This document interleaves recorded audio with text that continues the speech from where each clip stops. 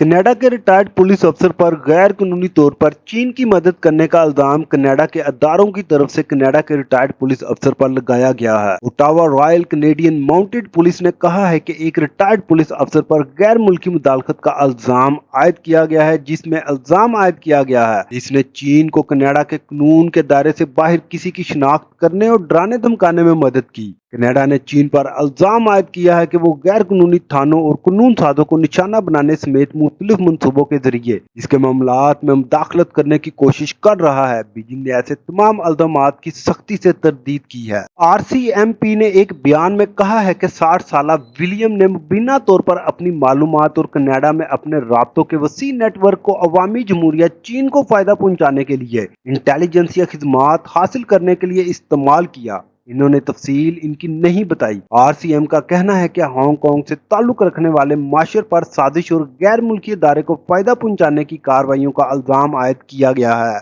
दोनों इल्जामात 2021 के आखिर में शुरू होने वाली तहकीकात के नतीजे में लगाए गए थे। ओटावा में चीनी सफारत खाने ने फौरी तौर पर तबसरा करने की दरख्वास्त का जवाब नहीं दिया। कनाडा और चीन के दरमियान ताल्लुकात कई सालों से सर्द महरी का शिकार हैं। मई में ओटावा ने एक चीनी सफारतकार को 2021 में हांगकांग में हिजबुल इख्तिलाफात के कानून साज माइकल चुंग के अहले खाना को निशाना बनाने की कोशिश करने पर मुल्क बदर कर दिया था। पुलिस ने गुज़श्ता माह कहा था कि वो इन इल्जामात की तहकीकात कर रही हैं कि चीन ने एक वफाकी कानून साज को डराने धमकाने की कोशिश की, जो गैर मुल्की मुदाखलत से मुतल्लिक 100 से ज्यादा इंक्वायरियों में से एक है। हम आपके लिए इसी तरह के इंफॉर्मेटिव वीडियो लेकर आते हैं, तो लिहाजा साथ जुड़े रहने के लिए गुलशन इंटरनेशनल न्यूज उर्दू चैनल को सब्सक्राइब करना ना भूलें और कमेंट्स में अपने ख्याल का इजहार जरूर करें।